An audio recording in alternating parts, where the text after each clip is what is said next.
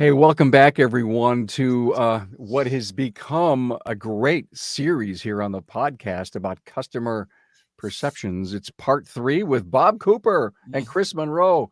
Hey, Bob, how are you? I'm doing great, Carm. Thanks for giving me the opportunity of being here. It's been a real pleasure to spend time with you. And Bob Cooper, president, founder, Elite Worldwide, and Chris Monroe of Monroe Tire and Auto in North Carolina. Yes, sir. Hey, guys. Hey, Carm, Bob. Good to see everybody. Glad to be here today. Thanks for having me.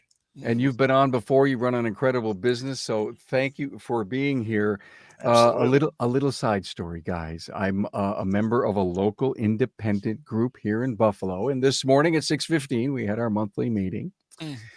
and one of the guys got up and said, I was at a meeting yesterday and I talked all about perception part one with Bob Cooper. He got up and he started to tell all the parts, Bob, that that the customer, and he was just in total love with what we did. Mm. And I was proud that he was so into it that he felt like he should share it and that there was so much to learn. And then I said, well, there's a part two and a part three coming up. Wait, if you love part one, wait till you hear part two and three. So if you're Oh, listening here in nice. part three, we're going to have links to go back to two and one. And of course, in one, we'll put the forward links to part two and three.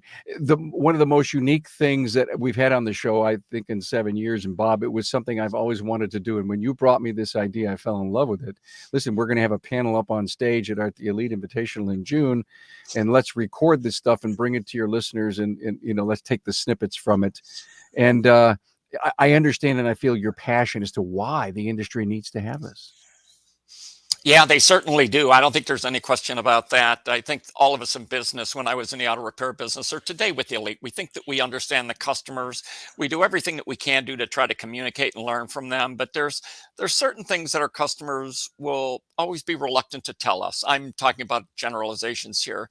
And the expression that I love to use is no one likes to tell somebody else that their baby is ugly. So you got these customers that love you. They've been coming to you for years, but there's probably some things in your shop, in your business that just they don't think is right, whatever that might mean. And they're not going to ruffle feathers. They just want to get their car fixed and they want to go home. So they're not going to bring that to your attention. So how do you get inside of their heads? And the only way that I found to be able to do that is find people that would be your ideal, perfect customers. They have the affordability. They drive the kind of cars you'd like to service. They put a lot of miles on their cars. They depend on their cars. They're easy to deal with.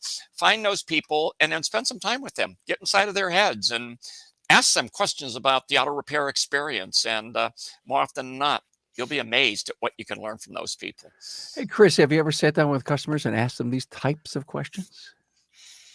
Typically, those conversations, I have, but typically those conversations start out with some sort of crisis or they didn't understand something. And so, you've got the fire hose and you kind of work it backwards and then you learn more. But yeah, I do.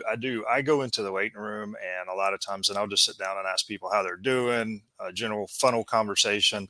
And then, especially since Bob and I have started talking to these panels and listening to these panels, it's piqued my interest a lot more. I invite the audience to do that in your own business, and maybe you already do. I'm making an assumption that you don't, but typically, the owner jumps in when there's a big problem. It's just kind of gone past everybody else. But that's not what we're talking about. We're talking about what does the average person walking in or your typical customer walking in, what are they wanting? What's in the back of their head? And we're behind the counter, and our vision and what we're looking at through our goggles, and it's not the same. And we think it is, but it's not. Even though we're customers and other things. I can't help. I have this vision in my mind as to how to get what we're doing on these part one, part two, part three, Bob, at least getting that information from the client. And my vision is, as the owner of the business, even general manager of the business, to be able to just go into the weight room, even if the customer is there waiting online to get checked out and there's someone in front of them, and pull them on the side and sit them on the big leather couch, even though our weight rooms aren't there what they are, people aren't waiting. You got an opportunity to sit in a little bit of comfort and just say, how are you? How's the family? How's the kids? That is if you know them. And if you don't, even a better opportunity to introduce yourself as the owner or GM of the business and ask some of these questions. Is side by side, not confrontational, not over a desk, and if you will, godfather, godmother opportunity. I'm telling you, I think if we're not doing enough of that, we should start doing more, because customer relationships and trust, know, like, and trust, you guys know that. If we're not there, you know the story, how far that story goes. I sat with Chris, the owner of the, and we were just chatting about stuff. He really cared about my experience and what I thought. Uh, Yep. and let's use these part 1, 2, and 3 to motivate you, my listener. Again, the top 20% are amazing, Bob, and the next 80 are average. My whole job, Bob, your whole job is to take the average and move them up. Yeah. We have our waiting room is a different building, and so people come in. Longtime customers will be in there mixed with 6 or 7 other folks, and 1 or 2 of those people may or may not have ever been in before, and so they're asking other customers, "Is this a good place? Are they honest here? Do you, they just came and told me I needed something? Is this?" And so the longtime customers come in, and they will say, "We witnessed next door. we had a, we encircled a newbie over there," and it's kind of interesting, but that's it's fun. I love your Uh, place next door. That is a Yeah. slick room. Not Thank room, but Yeah. Well, it's a big room. Yeah. it's an event center almost. An event center. Yeah. Yeah, Yeah. yeah. All right, let's jump in this, but I do want to wet the whistle if somebody just joined us for the first time. Hey, there's a podcast. It's on the aftermarket, and it's Carm. Part 1, we talked about how much techs earn, tattoos and smoking, customer referencing to Texas mechanics. It was an incredible episode. Thank you for that, Bob. Part 2, pricing and competitiveness and recovery. And today we're going to talk about websites, Google Ads, and cause marketing. I just can't wait to get in it. Bob, you want to set this up, or should we just run it? Yeah, I'd like to take just a quick moment, if I could, Carm, and let your Sure. audience know that the panelists that you're going to see in just a moment, these are all guys and gals I'm going to promise you that you would love to have as customers. Half of the panel was actually from dealership customers, because we know that that's a target market that you would like to get. The other remaining 3 of them, I should say, come from the independent world, but they are, again, these are your perfect customers. So what we've learned from them is just absolutely outstanding. And guys and gals that are listening, watching, what you're going to learn from them, I think, is going to be amazing as well. Okay, let's run the first You're one. looking at a website in your particular case, for an auto repair shop, let's say. Outside of their contact information, what would you find, what would you be looking for on their website? Their websites, other than the contact information, what would you look for? What would you want to see? Number of years they've been in service, How long they've been in service? right? And I'd also hope that on the homepage there'd be maybe some reviews, or a way to get to the reviews. I think also their specialty cars. Okay, If if they're a specialty? If they're a Okay. specialty, and a way for me to get a picture of what I'm going to meet when I get there. A way to get a picture of what you would meet, so almost like images or pictures or images, videos? people communicate to me. So if they've got a service desk and the person, not a stock photo, I do graphics work and I can tell stock photos, that person's not at their shop. But just show me the real people and a friendly smile, and it gives me a picture of what I'm gonna get when I get there. Interesting. Yana, how about you? If it was an emergency and I was in the area that I don't know anybody, I would go for the closest one, as long as it was the authorized dealer. And if it had 5 stars, I would just go to the closest one. Jody, how about you? I also like that a picture is worth 1,000 words, and agree 100%, no clip art photos, and a picture of you doing something that makes me connect with you. So I understand that you're in the car business, but you mentioned dogs. I think that dogs and kids are great sales tools, not to be pandering, but the idea that you have more to you than just your expertise. I think that that's the lowest level on the rung, your expertise. Also, a phone number, please, a phone number and an email address. I know that it can be tricky with phishing and spidering on the back end, but let me get a hold of you in a way that works for me. make it easy to reach out, is what you're telling us. Brendan, what about you?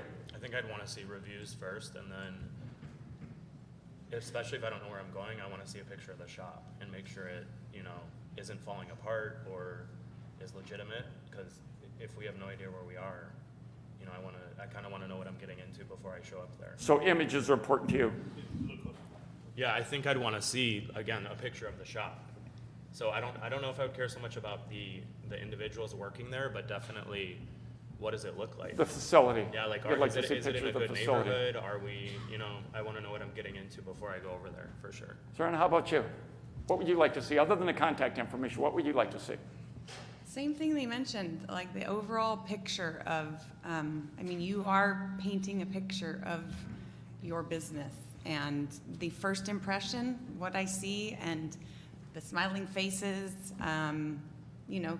if the whole site is organized too.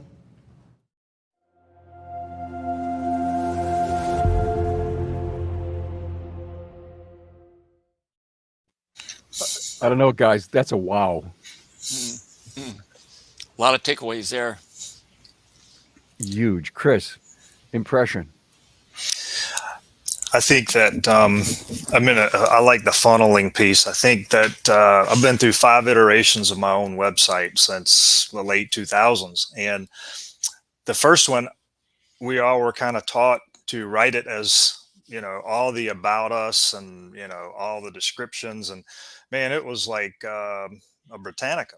And we wrote websites like we were appealing to an investor, not a customer, and that has kind of trickled down, thank goodness. And I think these guys really sum that up well. They want to see reviews. They want to push a button to call. They want to text you. They want to get directions. They want call to action. That's what they want. They want to find out if you're close. Are you reputable? They want to see pictures of your business. Is it clean? Is it a dump? Their decisions are going to go from there. Then it's up to you on that phone or that first impression. That's where this is just another doorway. I loved no clip art. And if anyone appreciates that, you could pull a picture, a free picture off of something. I'll put a customer and somebody. And I loved the fact that curb appeal mattered. Yes. And my big takeaway was curb appeal. The reviews. Sometimes we put the reviews at the bottom and not necessarily at the top, but yet sometimes Google will lift those reviews. The specialty thing, Bob, I thought was so interesting. And if you work on a certain car and you're really good at it, tell me up front. Let me know, because that may be an area of interest. I may not have written down Audi near me, Audi mechanic near me. But if I just said mechanic near me and all of a sudden it piqued it, it's some great information to give someone if you have a specialty. And the years you've been around, I thought was interesting.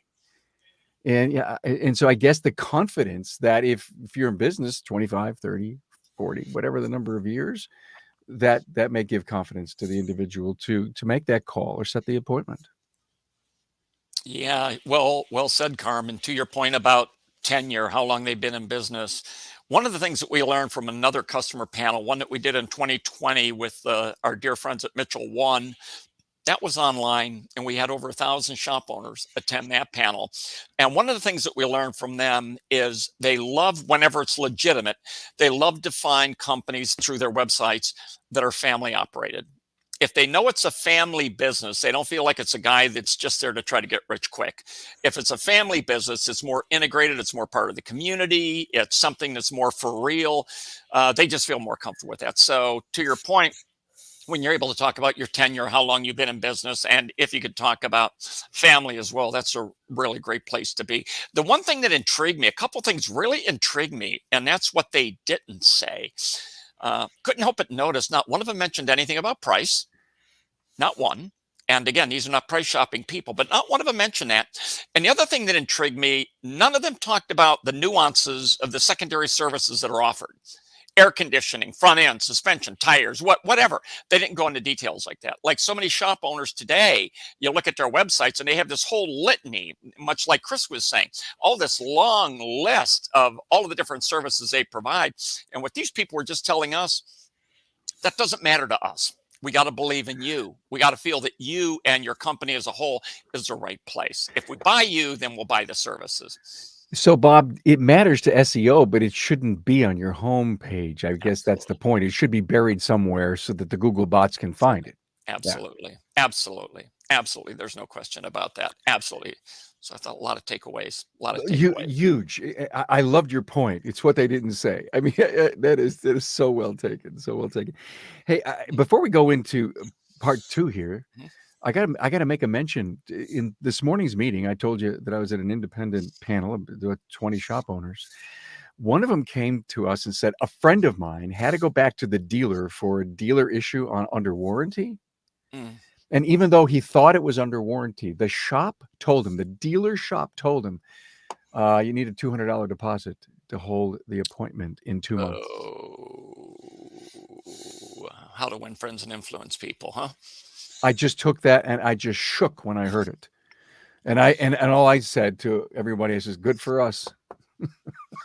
Yeah, for sure. You know, Carm, one of the other things that I thought that was interesting that Jody had mentioned, she said, look, I expect you to provide good service. So tell me more about you, your company, than that. That's a minimum, the good service. That's sort of a given with her mind. And she had mentioned dogs. You pick up on that? She had mentioned dogs and things of that nature.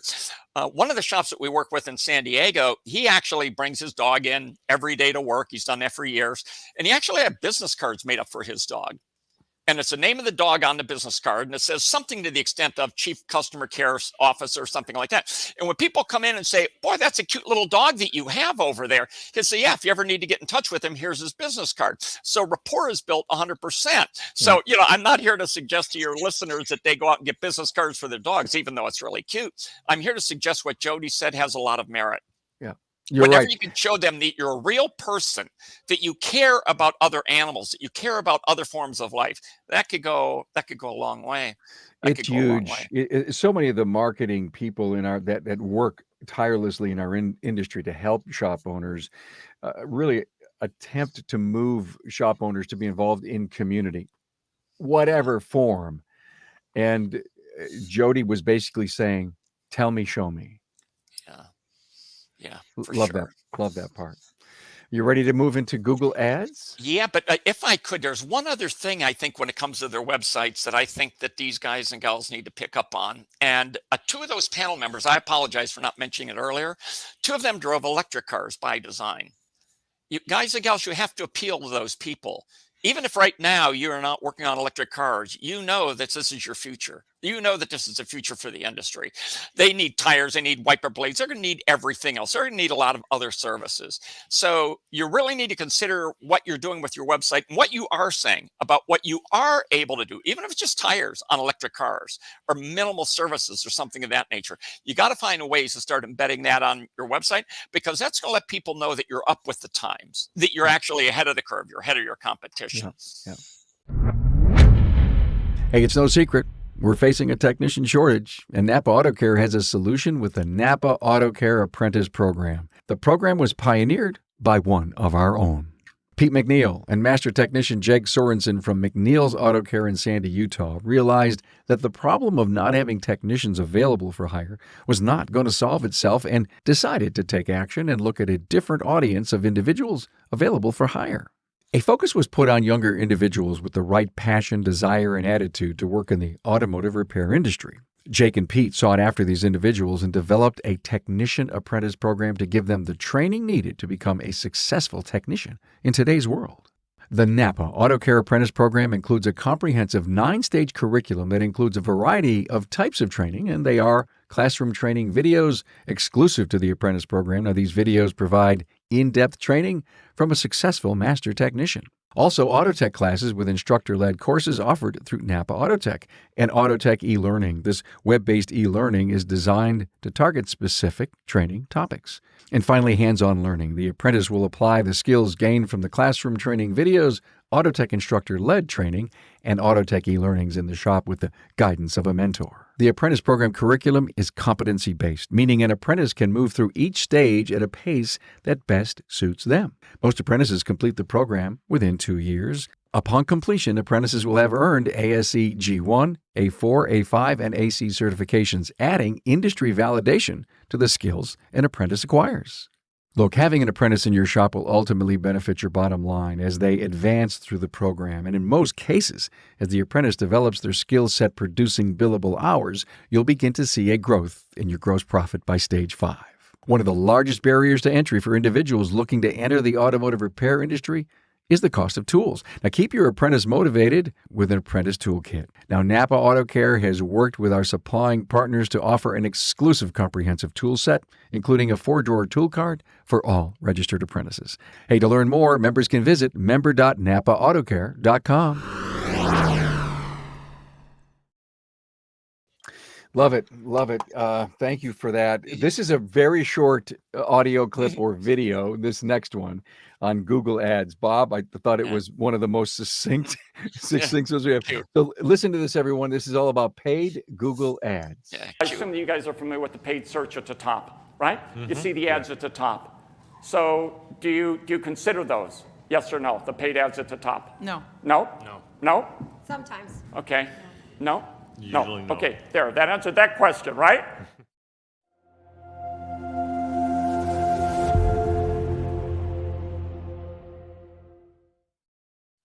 I love what you said. Okay, we're done. With the exception of Jody, who said sometimes. What do you think of that, guys? What do you think of their responses? I know. Chris?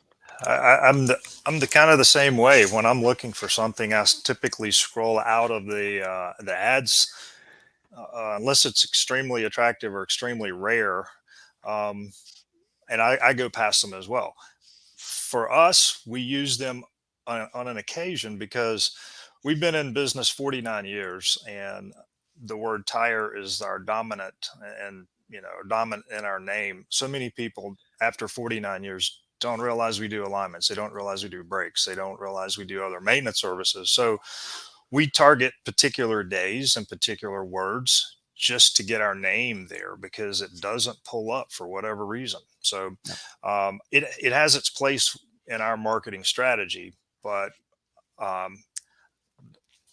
we get a lot of clicks, but I'm not really sure how effective it is right at the moment, but we're plugging at it. We're plugging at it.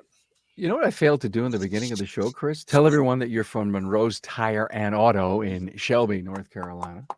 Yeah, You mentioned that. You mentioned that. Yeah. You sure? Yeah. Well, see, I don't remember, and that was just a few minutes ago.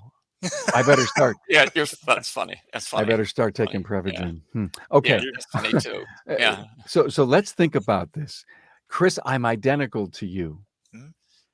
If the ads are pushed up, I may quickly look at them, but I never click on them because I didn't want to be influenced by someone that had money to tell me where to go. Right. I'm still of maybe the old school that I want to do my own research. Don't tell me what to do. Let me figure it out. Well, and I know how much it costs when you click on it, and I don't want to put that on somebody else's bill. I just want to get to the so. Yeah, there you go. Bob, what do you see in the industry? What do you see in the industry regarding? Well, we see quite a few shops that do have, as Chris had said, that do have really great success with PPC, especially the specialty shops. Shops like transmission shops have great success with PPC. But the thing that I think that we all need to bear in mind, these were all the ideal customers. I want to reiterate that again. These are your perfect customers. These people are on a panel. And what I thought was interesting is not only the answers that they gave, but how they not only gave them quickly, but almost like a hint of disdain in there. Almost like, oh no, oh never is what I picked up on that with their tonality. You click on, oh no, not. So they didn't even want to be tagged with that or have a conversation about that, which I thought was interesting. And that might play to exactly what you were talking about, Carm. That thought in the back of their mind is, I'm not going to be lured in by that kind of advertising. I'm not a sucker like that. That may very well be the case. So we're not suggesting that anybody not use PPC. We are just suggesting it's not going to have the influence that you may hope that it would have on your potential customers. I would love to know from a panel of shop owners, Bob, how well PPC works for them. Mm. Yeah, And Chris, for a lot of them, it does work really well. I yeah, do know that. and are you spending that money, Chris? Yes, I am. We're doing a rotating piece through the week, and so we're picking out different words. And we found in a 20-mile radius of our shop, um, we've got 3 days that are really hot, and so we can see those analytics, and we're getting hits on it, and so I really I see the hits, I see the analytics, I see the growth there, but I don't know how to convert that into my shop. Like Mm. I don't understand who's actually spending money that got there. And I'm not asking that question. I think there's a miss there. When Google says there's a view, does that mean that they say brakes near me or tune up near me? And that, we pop up at the top and that's a view and they scroll through and click on something else, or did they click on my ad? You know what I mean? There's a little bit of uncertainty with that. Chris, is Monday one of the top days? No, no, Friday, Saturday, Sunday, actually, and we're Wow. closed. We're closed on the weekend. Yeah, so we're Monday through Friday, but Friday, Saturday, Sunday, it's a big day, big 3 days of searching, and we've rolled that through the whole week. We've tried 3-day increments. We've tried Sunday, Monday, Tuesday, Wednesday, and we keep watching those analytics to see who's responding and how it's changing. And Friday, Saturday, Sunday. Yeah, mhm, and I think that transmits to not only what Chris is talking about when it comes to PPC, but let's just say web search, period. yeah, This is when a lot of the people are looking for solutions. It's the end of the week. They're going into the weekend. yeah, They feel that they're going to get their car serviced or repaired right, on, or maybe they feel they got the time to do it and they can't do it during the days right. because they're at work or whatever. So yeah, popular days. Thanks, Chris. That's great. Great to Great, share with you. great piece of advice. Thank you. Bob, any follow-up on this? No, I just think that we don't believe that it was any kind of radical discovery, but we just want shop owners to be aware that these ideal customers, at least these 5 people, are not supporters of it. They just didn't seem to be supporters of it. Okay, set up the cause marketing thing for us. I think this one is huge. I think this is the one that everybody in your organization, everybody that's watching this needs to grab onto this. At Elite, we use a principle. We call it people don't do business with businesses. People do business with people. People don't go to work for shops. They go to work for people. So you got to humanize your shop. No matter what you do in marketing, no matter how much money you spend, the reality of it is you're still trying to build that relationship with that person. You're trying to take the caller and convert them into Chris, from a caller. This is what you're trying to do to bring that relationship. So if you're doing cause marketing, if you're out on the street as an example, if you got a fair going, if you're doing something that humanizes you, humanizes your business, and if you can be involved with them, like in your community involvements, then it's a huge home run because this gives them the opportunity to really learn more about you, your culture, and who you are. I think this is and by the way, Carm, as you know, this one excerpt that you're going to play is from one of the panelists that really had a great message when it comes to cause marketing. Yeah. And why she thinks it's so important. All right, we'll play the bite here. So 2 questions. First of all, how important is knowing that a company gives back to the community and knowing their values to you? And secondly, what would make you follow a Facebook or Instagram page? I want to take the first part of that. When I was talking earlier, I wanted to say that in building those relationships, I was just thinking my own self about what I would do when you posed that question to us, which was really a hardball question. You did not tell us you were going to ask us that question about what would we do. But one of the things that I talked about, I was like, well, what would I do to start building those relationships? And I started thinking, I would really venture on a cause marketing PR campaign. And the idea of fixing cars for kids who are coming out of foster care, or helping fix up cars, or teach kids who are coming out of foster care, something like that, that would really warm my heart. I think it would be a great PR story. I think it could put you on the front page of the right section of the paper, and that would matter to me. So I think that those are some of the things I would look at and find those kinds of causes that matter to you. You can't fake that stuff. If you love pets, then help the Humane Society. Find something that you love. I'm going to let somebody else take the social media question. How about the rest of you? Jen, what about you, Sarah, about cause marketing? Is it important? Yes. Do I have time to look into all the causes that somebody might be contributing to? No. So honestly, I'm not going to take my business somewhere just because, they're focused on dogs or orphans or anything. It's kind of separate for me. Cool. I just want to make sure I understood you clearly. You said you're not going to take your cars to some place because they're focused on dogs or something like that. Is that what you said? Yeah. Well, it was nice that she was able to join us for this amount of time, right? Before we let her go. We love you. We love you. We love you, and we get it. Sorry, trying to formulate that sentence, but you're doing a great job. It really is not going to be top priority for me. Yeah, good. And what about you? I don't know if it would encourage my decision, but it definitely would encourage me to refer people. So I would say, hey, this place, this company I do business with does this for the community or whatever. So it would encourage me to, talk more about it with other people. Boy, that's interesting, isn't it? Huh? Even if it doesn't convert him to a customer, it would encourage him to talk to other people. That's very interesting. How about you? So in every town in America, there are always new people moving to the neighborhoods. And when they come into your neighborhoods, they might be looking for a mechanic.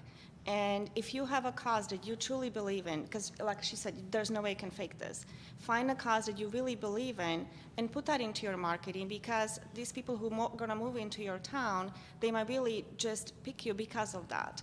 I don't think there's going to be anybody down the street who is going to switch their mechanics because of that to you, but you're going to get that, those newcomers just because they believe in the same cause.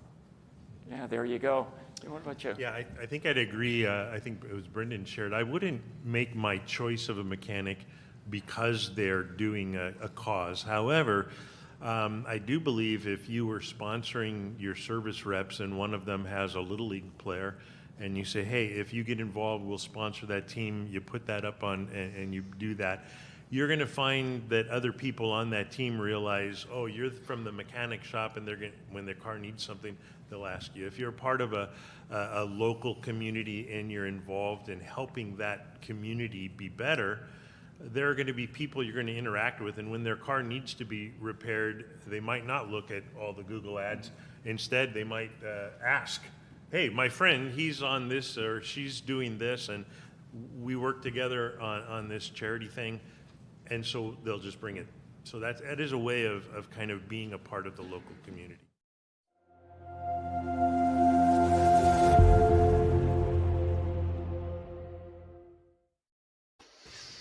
Wow. Again, there's another wow, a lot there. Chris, I'll let you take the lead on this. I really like this piece. I'm in a small town, and I've always been active in the community with various things. But interestingly, I think about this question. I've never been active because I wanted to give somebody my business card or get in front of a CEO or whatever. I've always done it because I think that as a leader, as a business owner, it's part of your responsibility to a community to a certain extent. And I think you have passions and you migrate to those passions, and you support your community. And I think there's nothing but good that comes from that. I agree with everybody on that panel. I think they're right. I don't think somebody's going to say, oh, well, they fixed up a car and gave it away to a foster home, now I'm going to go do business with them. But I think there is it's more than external. There's an internal piece to that. The internal piece is if you have one or two or three people in this business that are, I've got a soccer coach in my business. I'm involved in several organizations in our community, several other of we've got some young families here, and they're involved in coaching and assistant coaching. It's just the right thing. So I think it works inside the business and outside the business, but do it for the right reason, and the right reason is to be a part of your community. Are you saying that to get behind some of the things that your people that work for you are behind? I think that's yeah, absolutely. We sponsored soccer teams and baseball teams, and a lot of little kid teams. That is, little kids are they can't drive. They have parents that have to drive them, and we've had our name all over uniforms all over the county in different leagues, and um, yeah, it's just the right thing. I'll probably do golf tournaments and hospice, and I mean it's just there's a little bit of everything. Being on a major thoroughfare, people walk in every day and they're looking for a donation, or give a bag, or can you give an oil service to raise money for this auction item or whatever. We have actually certificates printed up just for these things, so that anybody on the counter can reach down, they can get it, they can circle whatever level they want to give away, and that's up to them. If they want to give away an alignment or an oil service or whatever, they just sign their name and they give it to the organization and they write it in a catalog, and so we just track it that way. So let me make an observation here. You're supporting the community if they walk in, and you've got a very nice way to do a little league and a raffle and the cookie drive and whatever. You want to Right. help. I Yeah. get that. Mm. But when I go back to the topic of cause marketing, it looks like that would be something that you really get behind. You put real muscle, real shoulder. It's something that you feature in Facebook a lot. And I would caution the world that if you don't have a caring heart about it, don't do it because it won't look good. That's right. Yeah, and I've seen businesses give away bicycles and they take pictures of the bikes in front of their shop, and I don't know.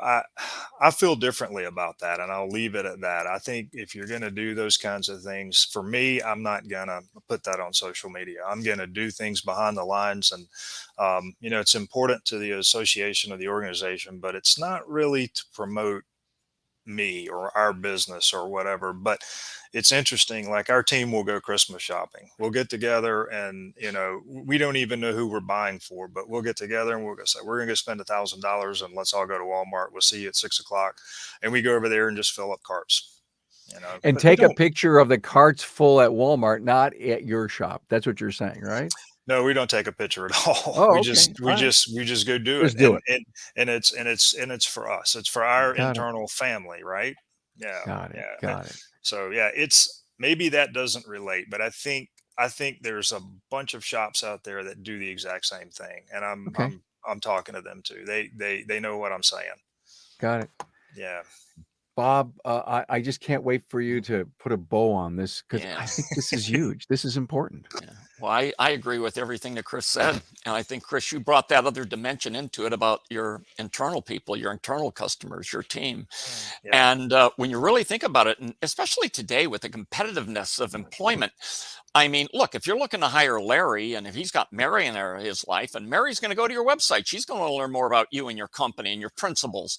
And if she starts discovering that you got guiding principles, that you have a beautiful mission statement, that you care about dogs, that you care about children with cancer, or whatever that cause is, there's a good probability that's going to really resonate with her. Now, I'm not trying to, like Chris said, I'm not trying to capitalize on this. Please don't misunderstand. I'm just saying, to Chris's point, that's a great byproduct. That's a great unintended consequence, but a really good one, right? That's going to happen out of that. Here at Elite, we're all dog lovers, and there's a unwritten rule at the company that I don't hire people that don't love dogs. Yeah. So earlier this year, we did a fundraiser for Tufts University. They're the number one university in America for doing canine cancer research, and we did a fundraiser for them, and we raised a tremendous amount of money. And I got to tell you, when I say we didn't promote it, we didn't put our name with this. We just went out there and we did it, to Chris's point. And everyone in the organization just knew that they felt good about what they were doing. So for us, it was really an internal thing more than anything else for us doing that. So I think this is something that your listeners shouldn't miss. And to your point, Carm, and to Chris, whatever cause you pick, don't pick the cause of the day. Don't pick the flavor of the week. Don't jump from cause to cause. Find something that you're genuine about and grab onto it. There are two things that these panelists said that stuck out to me. Number one, Brendan, who was the most logical panelist that we had up there. I mean, he was the X and O guy. That's all that he was. But I was intrigued in the fact that he said it might not influence him that you're involved with a cause, but he might tell other people about it. Yeah, I thought yeah. that was compelling. And how about Yana? How about her takeaway? Somebody new in your community comes to your community. They don't have any friends. They don't have any relationships. They don't know anything about anybody, but they find out that you're involved with, breaks for breasts or raising money for cancer, whatever it is. You know what? That might be something that just tips them over and goes, you know what? This is the kind of people that I want to deal with, because they don't have anybody else to ask. So I think that there's some really great takeaways there. I think all of your listeners need to really understand the value of cause marketing. Wow, thank you. Speaking of cause marketing, we're doing on August 31st a Carmcast for Breaks for Breast with Leanne and Laura. Nice. It's dear to my heart because my wife had breast cancer and is in remission, and it's near.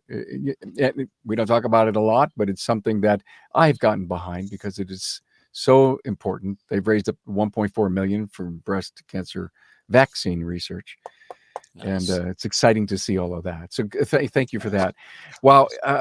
So I want to do this again. I think there's so much to learn. How about all the tape that fell on the editor's floor, Bob? Yeah. There's got to be Yeah. out of 3 hours. There's got to be more. Yeah, actually there is. There's a ton of data that we have. There's a ton.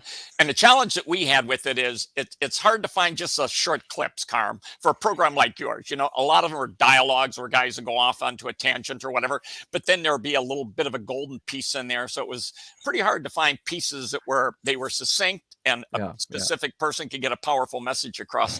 And I think, Carm, to all your listeners, like the guys that weren't able to join us for the earlier sessions, even the one about mechanics, the mechanics versus technician term, I think that's such an incredible takeaway. And it tells us, darn it, we need to listen to our customers.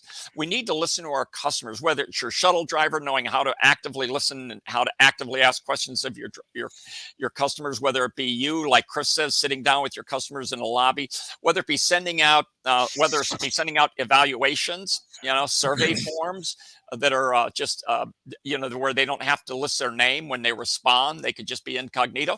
I think you need to work really hard at listening to your customers. I think this is a good example of that. Amen. You have a great offer and a handout for our listener, and I'd love you to talk about that. Yeah, we do. Actually, there are a couple things, Carmen, we decided to pass on to your listeners. And one is a job description. For shop owners, we believe every shop owner needs to have a written job description, just like techs and advisors and everyone else.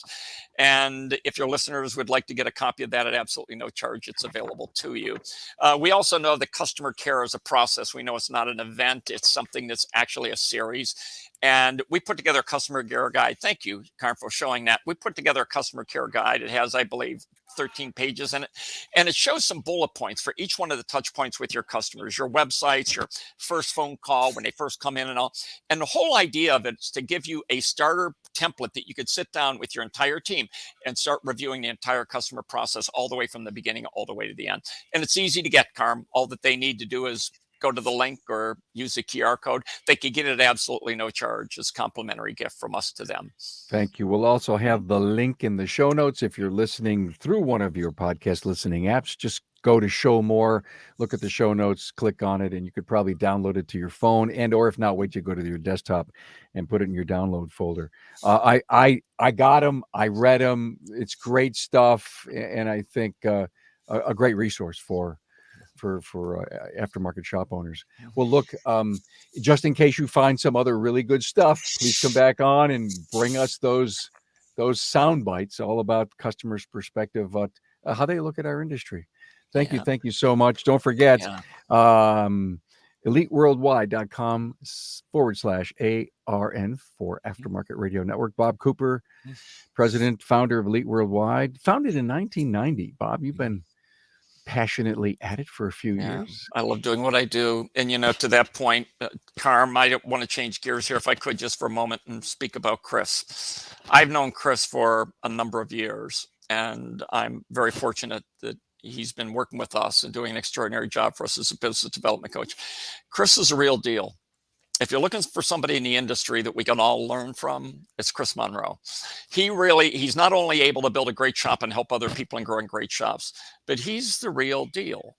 He's a gentleman in every way. He has the principles, and he's a deep thinker, and he gets it when it comes to the customer experience. And everything that I've heard him say today, everything validated that. That's the Chris, guys and gals, all of you listeners, the Chris Monroe that you heard today, that's a Chris Monroe we all know. So Chris, the industry, we're all blessed to have you as a part of this industry, Chris. Well, thank you very much, Bob. That You're means welcome. that means a ton.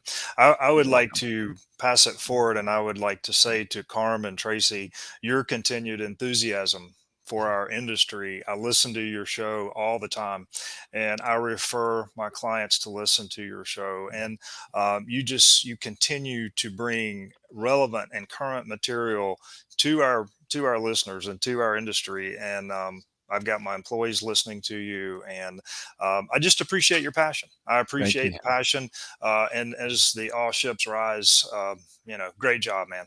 Really Yeah, Well, proud of you. sure. Really proud of you. Thank you so much. It's guys like Bob and Chris that say these very kind things about That's what true. Tracy and I do. And thank you for confirming how hard we work, and that we get together all the time and we look at that stretch capabilities. What are we going to talk about now that all of a sudden they're writing magazine articles about in 2 months? And so I'm always the input that we get from the industry. Hey, we should hear about this and talk about that. And just and thank you for saying this, because it just prompted me to say that I interviewed Derek Kaufman, and he just studies EVs. He studies EVs for M&A reasons.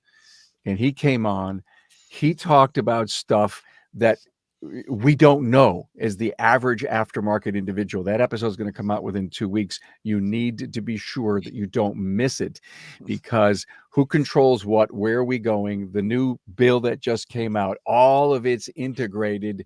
And the challenge to the industry is to what, when, and how we should really be major players in EVs. And today, while we're recording this and let the world know that, your great state, Bob, wants to make gas engines outlawed by 2035. And we'll all get up on our soapboxes and have an opinion about that. But there is a government force that we need to think about and consider. Yeah. Well said, Carm. Well said. The government force. I just thought of that. Maybe we should get Marvel to make a movie about that or something.